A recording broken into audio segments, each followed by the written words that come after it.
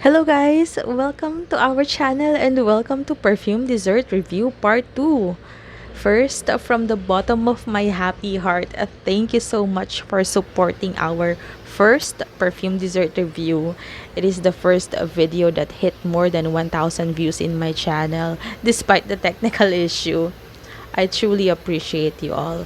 If you're watching right now and if you haven't watched it yet, link is in the description box, so check it out later. And as promised, after waiting for so long, I am back with another 10 cents from Perfume Dessert that we'll be sniffing today. And disclaimer, I am not a perfume or fragrance expert. I am just sharing my thoughts about these scents from this brand. This review is for entertainment and informational purposes only. I am hoping to help out others to choose the variant that they would like to try from the brand. I use the brand's Instagram pages and Fragrantica as resources in putting words into my thoughts. Items that are featured in this video are not sponsored, okay? I bought everything at my own expense. This is a full review without any bias and brutally honest. Also, our noses are different, so this is just my thoughts and it could be different to others. And like the previous video, we are doing an in-depth description to each of the scents. Aside from the usual na naririnig natin about them na mabango, matamis, masarap yung amoy. So I'm so excited! Let's go! So we have 10 cents as I mentioned, 5 of which are from a single order. It is a bundle. So it's called Zainab's Top Scents. These are Cotton Candy Unicorn, Cucumber Melon Cooler, Pepe, Meringue Kisses, Peach Bourbon Popsicle, and it also includes the tub that you will see in this video. The other 5 scents are Mandarin and Vetiver, Sakura, Red Velvet, Apple Pomegranate Salad, and Cake Pops. It's just so happened that I don't have the scents featured in the bundle, so I decided to purchase it para hindi na ako mahirapang mamili. Kasi diba sa dami ng variants from this brand, good thing na meron na sila nung bundle. And yun nga, fortunate enough na yung nandun sa bundle wala pa ako, hindi ko pa natatry. So what we are going to do is that I will first introduce to you the scent. I will show it and I will also share to you the details that the brand shown in their Instagram pages and also the scent that we will be expecting from it from Fragrantica, and then I'll share to you with my actual experience using it. To be more efficient, tinanggal ko na pala sila sa mga single boxes nila and I put everything here sa tub. And yes, naka-gloves ako. Arte ko lang yan.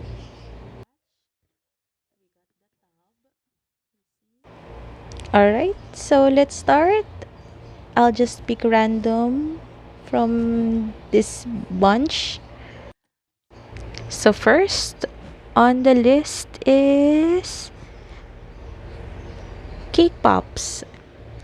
So Cake Pops, according to their Instagram page, is a very straightforward, no fuss, no frills, gourmand vanilla. So it smells like a bit of freshly baked cake pops. It can also be layered with other perfumes. Warm, cozy, sweet, and sexy. Definitely a comfort scent. So according to Fragrantica, vanilla is sweet, cozy, and comforting. So that's consistent with a pleasing cookie baking feeling to it. And my experience about this scent naman, it really hits the mark. Vanilla until dry down. It's so close to cookie dough, except cookie dough has a burnt sugar scent kapag nag-dry down na. So, yun lang halos yung pinagkaiba nila. Pero if you're looking for a vanilla scent na true to its claim, Cake Pops from Perfume Dessert.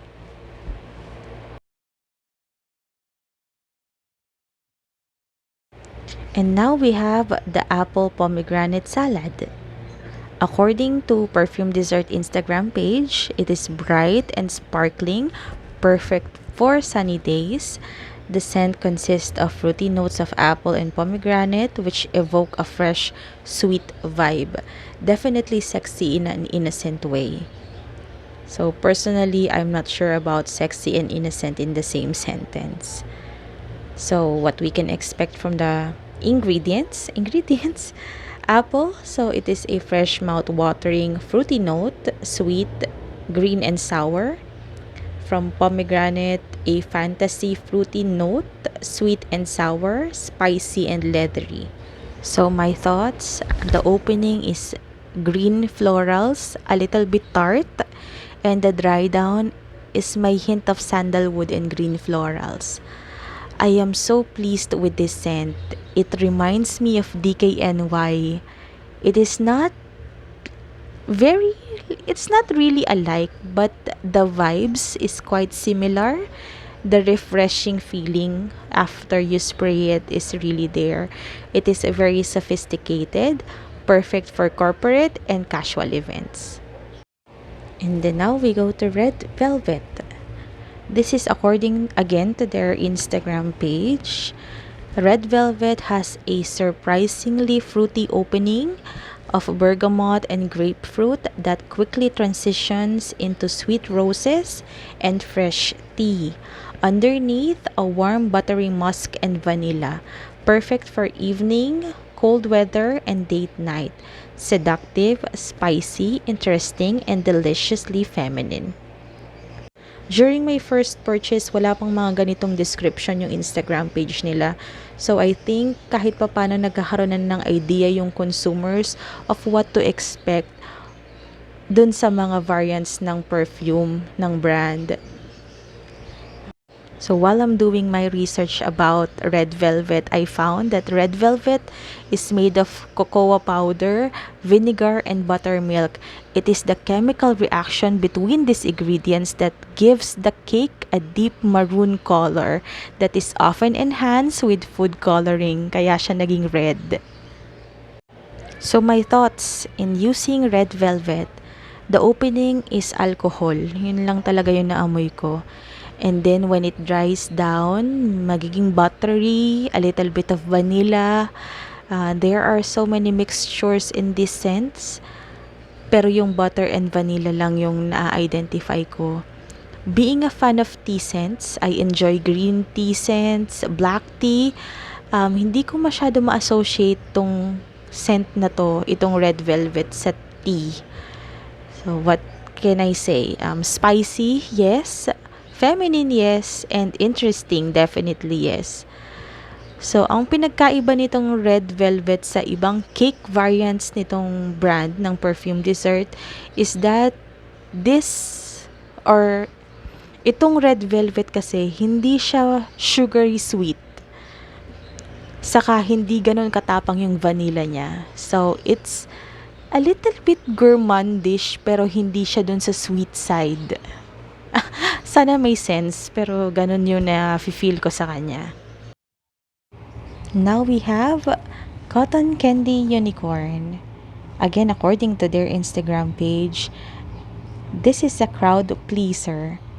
So sweet and yummy, definitely for a young girl, innocent and candy-like. It's sweet but in a very soft way. So, pagkakita ko sa packaging, I was expecting for a warm sugar and sticky sweet kasi cotton candy. But no, I cannot really pinpoint how this scent is associated to cotton candy or to unicorn. Hindi pa ako nakaamoy or nakakita ng unicorn. Maybe if I can use the mythological reference to the word unicorn, I'll use impossible to catch.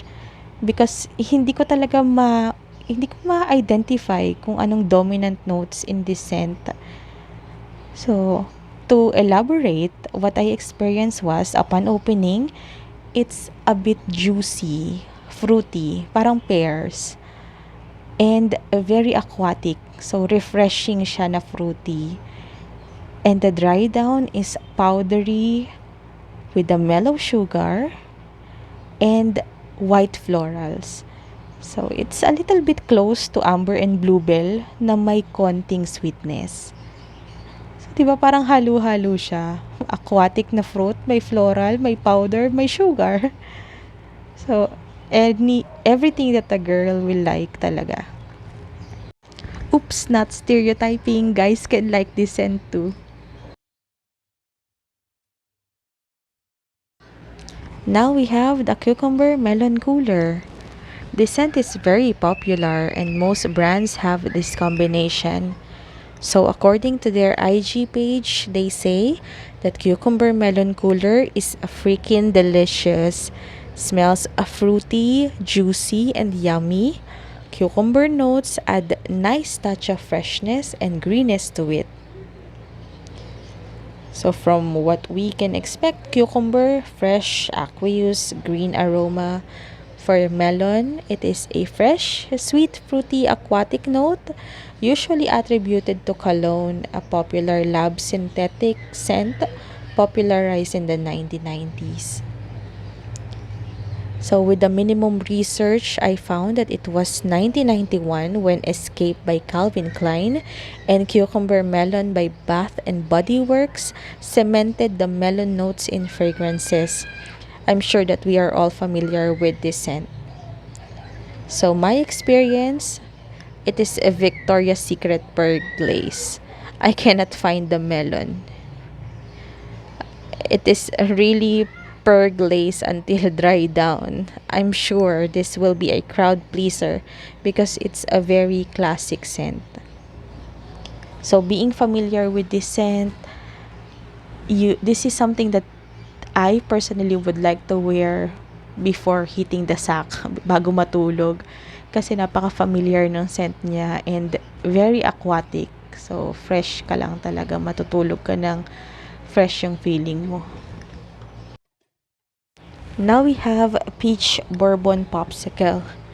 From their IG page, sweet, youthful, and sexy but innocent scent.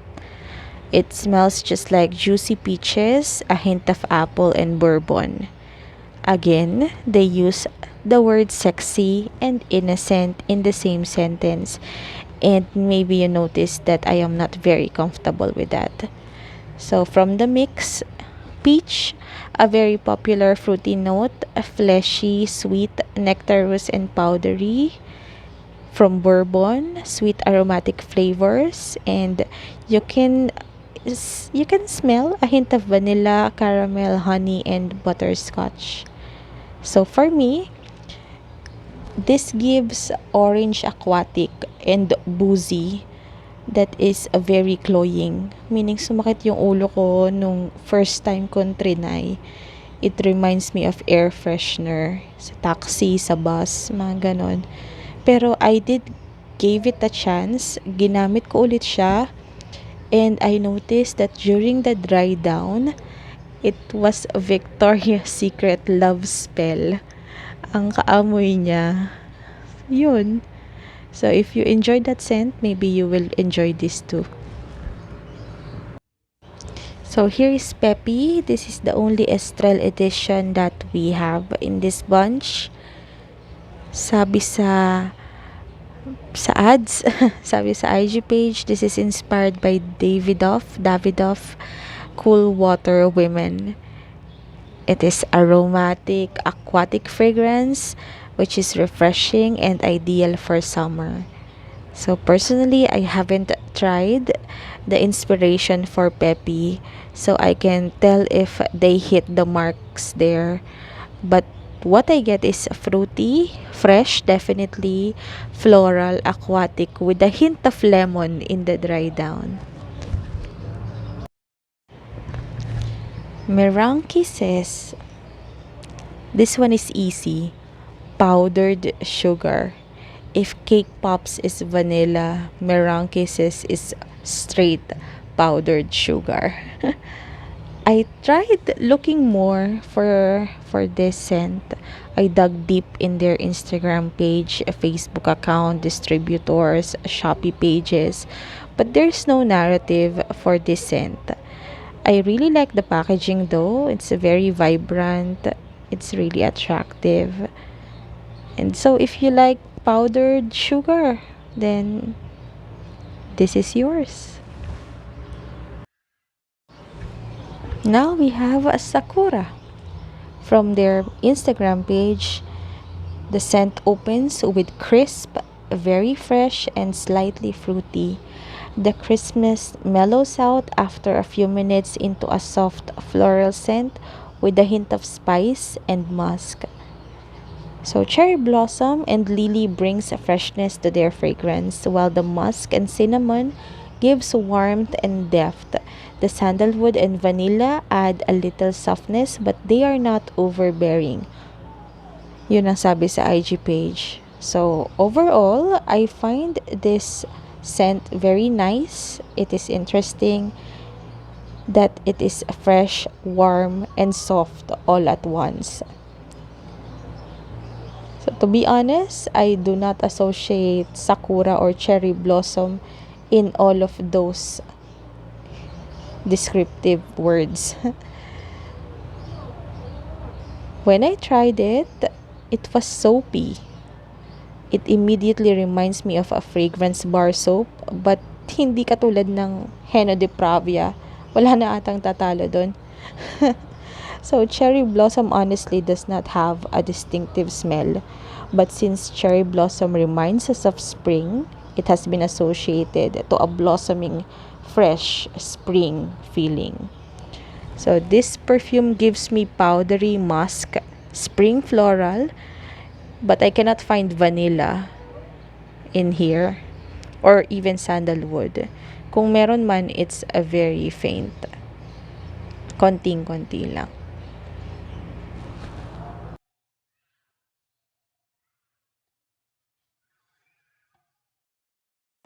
And finally, we have Mandarin and Vetiver. Vetiver is described as smelling warm and dry and conveying earthy, woody, leather, balsamic, and smoky notes. Very interesting aromatic blend of lime, basil, vetiver, and mandarin. It has a very tart citrus and is green in character, sophisticated in its composition. This is the go-to scent for warm weather. It smells zesty and yet creamy. So ito yung sabi sa Instagram page nila. It sounds like they are boasting this scent, and well, it deserves it. Very manly ng scent na to, yet friendly. And I noticed that naaalala ko or na-associate ko tong scent na to pagpasok mo sa Marks and Spencer. 'Di ba? Pagpasok mo sa Marks and Spencer, ito yung amoy niya, and even the color reminds me of the brand. Hindi lang ako sure kung wood spice ba or autograph dun sa men's fragrance line nila yung kaamoy nito, but it's very close. So this has a very subtle sweet scent like honey, yun yung naaamoy ko sa kanya. And the dry down is combination of wood and citrus. It's a very beautiful. So siguro sa mga male scents ng Perfume Dessert, this is my top 2. Top 1 ko pa rin yung sherbet, yung mimosa.